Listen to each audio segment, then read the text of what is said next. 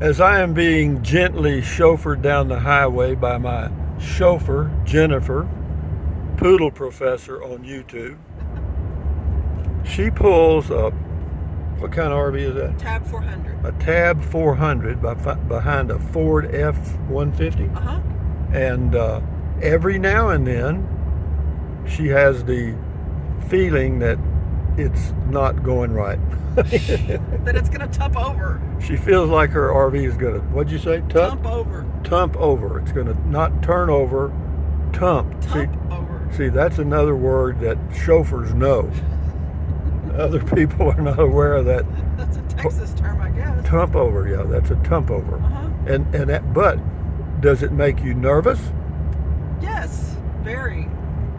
White knuckle. White knuckle all the time or just part of the time? All the time I'm pulling that trailer, I'm nervous.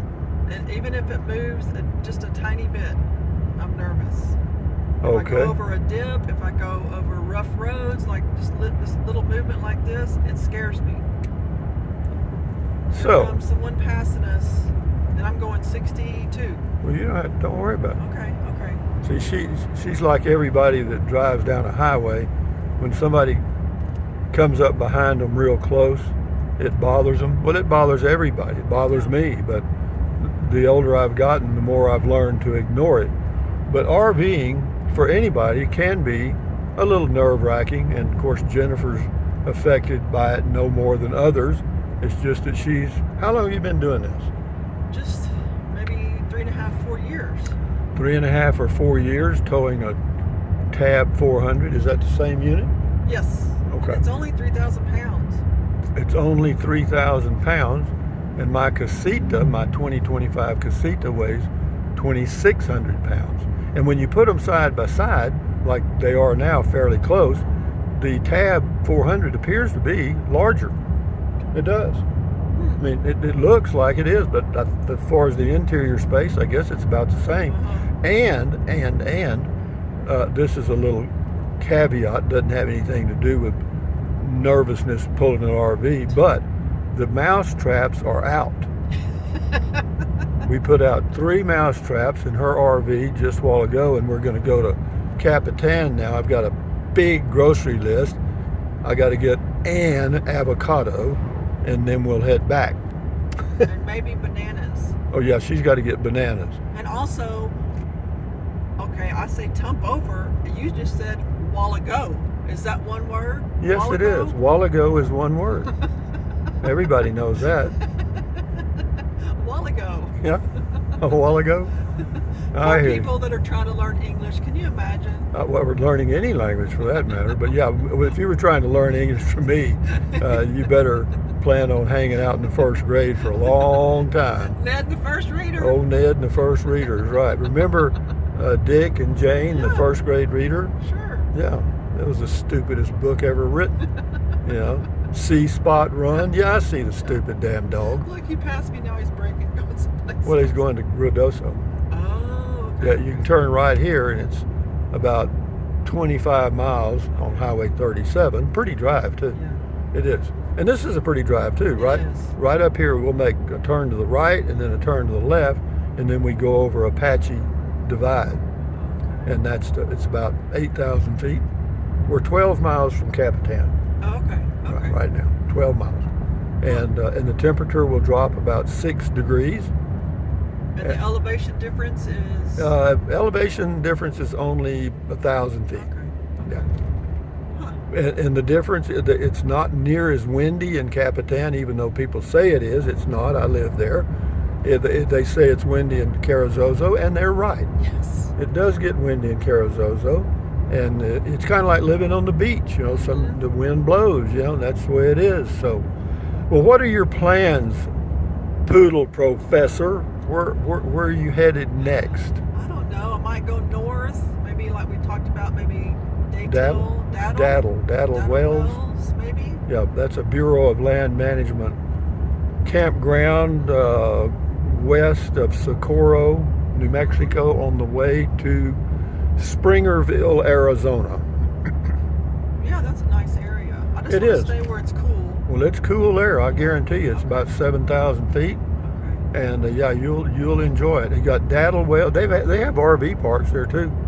Yeah, and the Pie Town, the little yeah. store there, you can go get you. I don't even know if I'm sure they still make pies. Maybe they do. But you know, that's also right close to the CDT, the Continental Divide Trail, and some of the people walking that trail are arriving there about now. And so they reload. You'll see all kind of boxes and stuff stocked. Oh, interesting. And they come there and they get supplied. They get resupplied there. Oh, so they have it sent first. Yes. And then they pick it up. Yeah, Okay. or somebody sends Yes. it and then times it so they get there. Because, you know, they take their cell phones with them now because you can get these little solar chargers and all that stuff that don't weigh hardly anything. Yeah. So they can stay in contact that way and say, okay, I'll be in Pie Town about 3 days. So put her on the UPS. Huh. Yeah, I've talked to him there. Interesting. Maybe that guy at Dollar Store was one of those guys. Yeah, he's a little off the trail, but you know, y'all did make a good couple. I mean, Stop. I can't believe you just dumped him right in front of the damn dollar store. You know, stole his wallet and put him there. You know. He looked like he needed a shower about 2 weeks ago. Yeah, I hear you. He probably did. Probably did. But yeah. But anyway, moving along down this highway here. This is 380 going east on Tuesday morning at about, what time is it now? Oh, Lord. Well, you're supposed to. 10:12 a.m. as we went off the road and into oblivion. I mean, my chauffeur Jennifer has done a good job so far. Thank you. But what I've found out, if I want to go right, I say left. Stop. I say left. Or the other left, you know, and away we go. But yeah, it's a pretty drive, and yeah, it's always good to have somebody to chat with and visit with and, you know, exchange ideas. And yeah, because, you know, I think by nature we're kind of groupie people. You know, we like to be together. Sure. Even though it can be very damn aggravating at times, particularly large groups. But for you RVers that are just starting and are gonna, bear in mind that you have to learn what to do. In other words, you know, how to hook up, unhook. You know, you have a learning curve, and part of that learning curve is when you're pulling down the highway, all kind of stuff is going on. And like this? Yeah, I love that.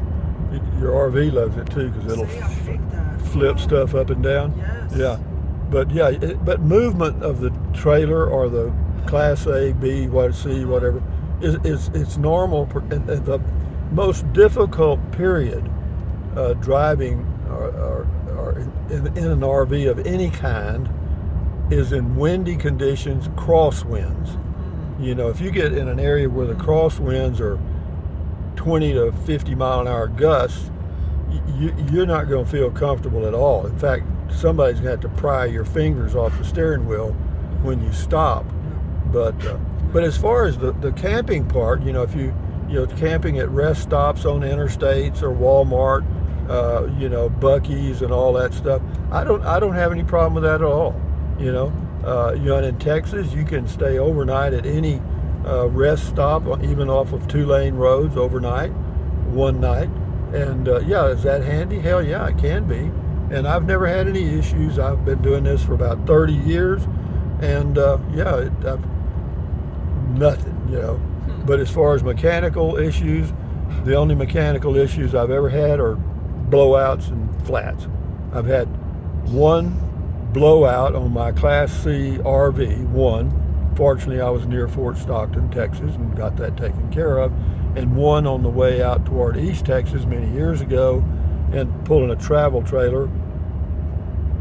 Had a blowout, but got it fixed within an hour, so that's pretty good. And one, I was leaving Oliver Lee, going into Alamogordo and points north and west, and I had a flat on let's see, what was I pulling then?